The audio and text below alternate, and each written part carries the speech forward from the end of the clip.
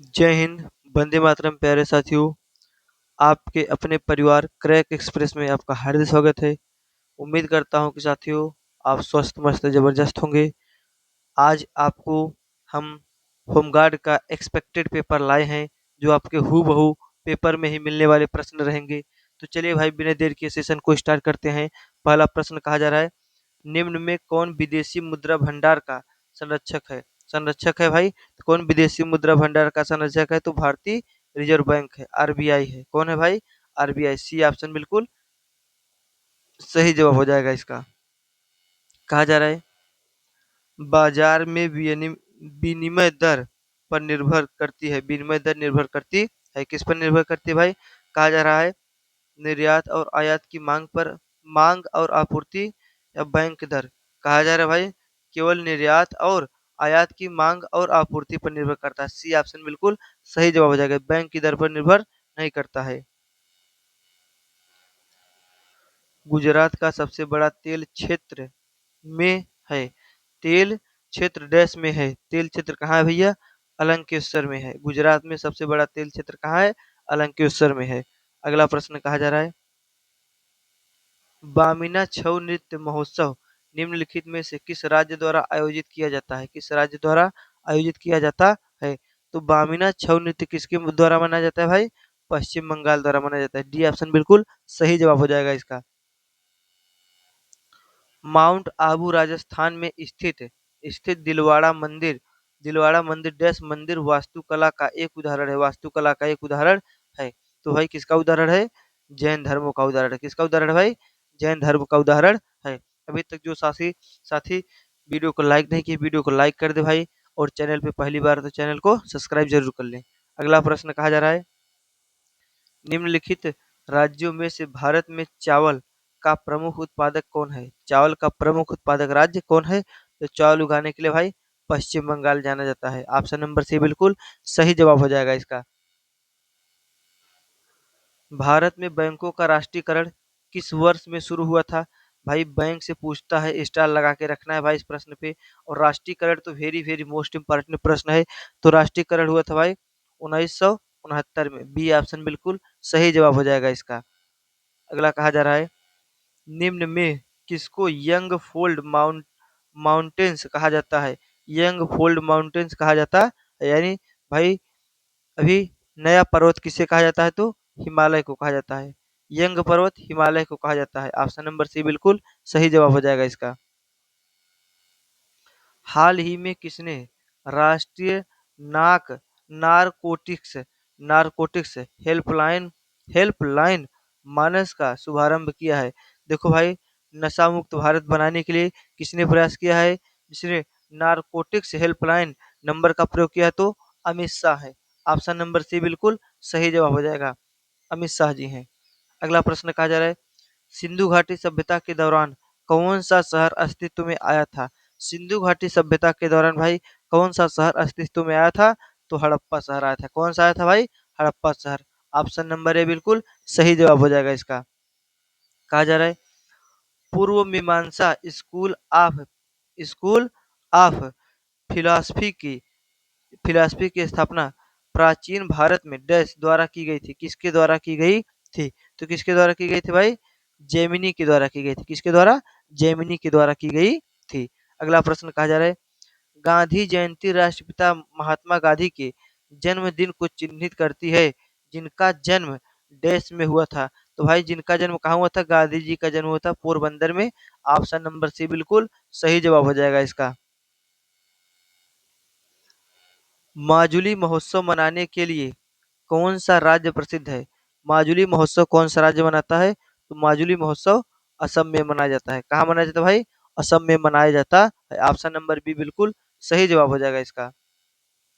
भारतीय संविधान का कौन सा अनुच्छेद यह कहता है कि प्रत्येक राज्य के लिए एक उच्च न्यायालय होगा? कौन सा अनुच्छेद है भाई? कहता है कि हर एक राज्य के लिए एक उच्च न्यायालय होगा।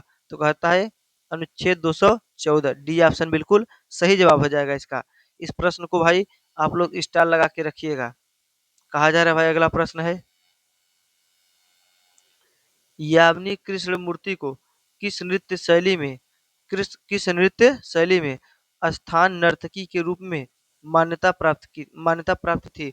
स्थान नर्तकी के रूप में मान्यता प्राप्त थी भाई, तो भरतनाट्यम और कुचिपुड़ी। ऑप्शन नंबर बी बिल्कुल सही जवाब हो जाएगा, क्योंकि यामिनी कृष्णमूर्ति भरतनाट्यम से संबंधित है और भाई एक ही ऑप्शन में है भरतनाट्यम, तो ऑप्शन नंबर बी बिल्कुल सही जवाब हो जाएगा इसका।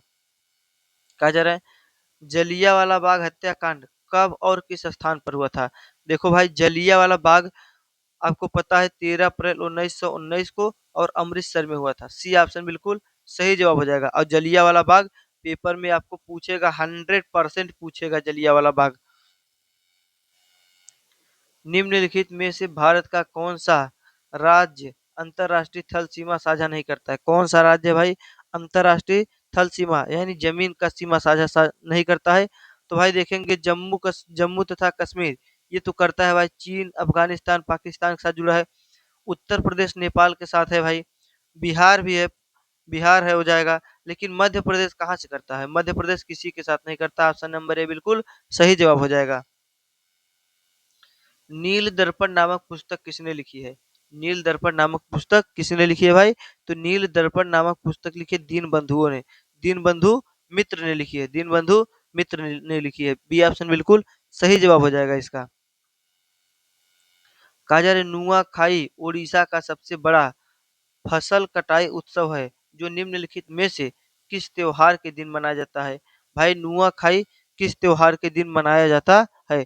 तो नुआखाई गणेश चतुर्थी के दिन मनाया जाता है भाई।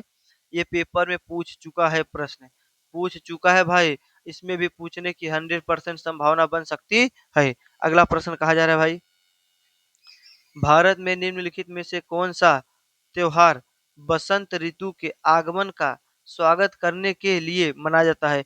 भाई बसंत ऋतु का स्वागत करने के लिए हम कौन सा त्योहार मनाते हैं?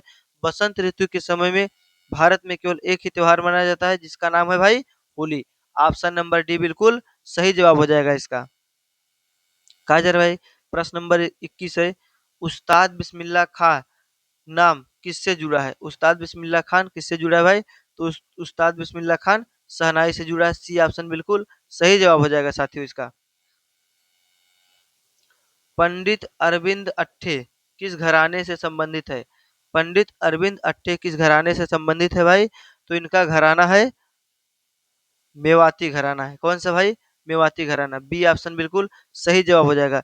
जो साथी अभी तक सेशन को लाइक नहीं किए हैं, लाइक कर दीजिए। और जो भी भाई चैनल पे पहली बार है, चैनल को सब्सक्राइब कर लीजिए भाई।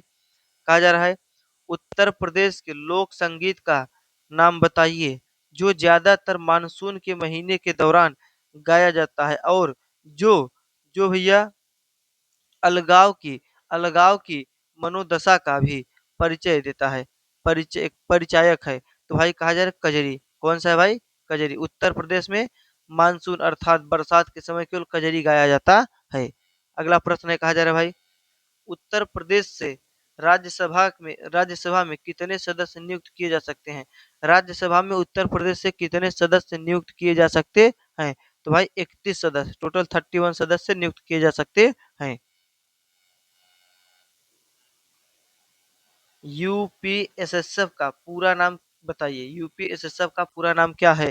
तो यूपीएसएसएफ का पूरा नाम भाई Uttar Pradesh special security force. Option number B बिल्कुल सही जवाब हो जाएगा।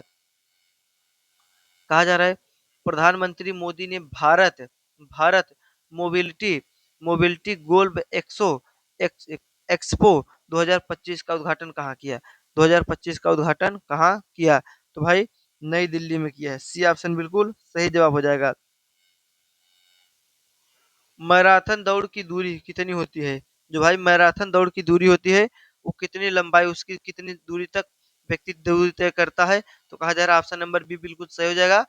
एक मिनट, ऑप्शन नंबर ए भाई, बी नहीं, ऑप्शन नंबर ए सही हो जाएगा। कहा जा रहा है मैराथन दौड़ टोटल 42 किलोमीटर होता ही है। इसमें दिया है भाई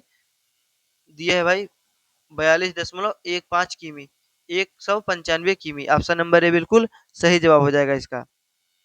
कहा जा रहा है एक बास्केट बॉल खेल में एक समय में फर्श पर एक टीम के खिलाड़ी की अधिकतम संख्या कितनी होती है? कहा जा रहा है बास्केटबॉल के एक टीम में खिलाड़ियों की संख्या कितनी होती है भाई? तो 5 होती है। कितनी होती है? 5। टोटल खिलाड़ी कितने होते हैं? 10। टोटल भाई दोनों टीम को मिलाकर के 10, एक टीम को मिलाएंगे तो 5। कहा जा रहा है भारत एशियाई खेलों की मेजबानी निम्नलिखित में से किन वर्षों में की गई थी? किन वर्षों में की गई थी? तो किन वर्षों में की गई थी भाई? 1951 और 1982 में की गई थी। ऑप्शन नंबर डी बिल्कुल सही जवाब हो जाएगा इसका। अगला प्रश्न है निम्नलिखित में से कौन सा शहर ग्रीष्मकालीन ओलंपिक 2028 का मेजबानी करेगा? ग्रीष्मकालीन ओलंपिक 2028 का मेजबान होगा। तो भाई कौन सा शहर होगा? ऑप्शन नंबर डी शहर शहर होगा भाई Los Angeles. Option number D बिल्कुल सही जवाब हो जाएगा। लॉस एंजिल्स इसका सही जवाब होगा, मेजबानी करेगा। आगे कहा जा रहा है भाई लाख बहोसी पक्षी अभ्यारण्य किस जिले में स्थित है? लाख बहोसी पक्षी अभ्यारण्य किस जिले में स्थित है भाई? तो कन्नौज में स्थित है। बी ऑप्शन बिल्कुल सही जवाब हो जाएगा। जो अभी साथी वीडियो को लाइक नहीं किए भाई लाइक कर दीजिएगा, क्योंकि लाइक का पैसा नहीं लगता है। देखेंगे भाई सुरहा ताल पक्षी अभ्यारण्य किस जिले में स्थित है? सुरहा ताल पक्षी अभ्यारण्य किस जिले में स्थित है? कहा जा रहा है सुरहा ताल बलिया जिले में स्थित है। बलिया जिले में स्थित है। आपका लाइक ही हमारा मेहनत है। आप लाइक नहीं करेंगे भाई तो हमारा मेहनत का कोई मतलब नहीं निकलेगा। कहा जा रहा है जनवरी 2026 में यूपी का नया रामसर स्थल कौन सा बन गया है? रामसर स्थल कौन बन गया है भाई? तो यूपी का रामसर स्थल 2026 में इटावा आर्द्र भूमि बन गया है। ऑप्शन नंबर ए बिल्कुल सही जवाब हो जाएगा इसका। 1857 के क्रांति का नायक मंगल पांडे किस जिले के थे? किस जिले के थे भाई? मंगल पांडे बलिया जिले के थे। बी ऑप्शन बिल्कुल सही जवाब हो जाएगा। बी ऑप्शन बिल्कुल सही जवाब हो जाएगा। इलायची पहाड़िया भारत के किस राज्य में स्थित है? इलायची पहाड़िया भारत के किस राज्य में स्थित है भाई? तो भारत के किस राज्य में स्थित है? केरल राज्य में स्थित है। किस राज्य में स्थित है भाई? केरल राज्य में स्थित है। निम्नलिखित में से किस व्यक्ति ने उत्तर प्रदेश के राज्यपाल के रूप में कार्य नहीं किया है? तो किस व्यक्ति ने उत्तर प्रदेश के राज्यपाल के रूप में कार्य नहीं किया है भाई? तो हो जाएंगे हेमवती नंदन बहुगुणा। ये भाई उत्तर प्रदेश के राज्यपाल के रूप में कार्य नहीं किए हैं।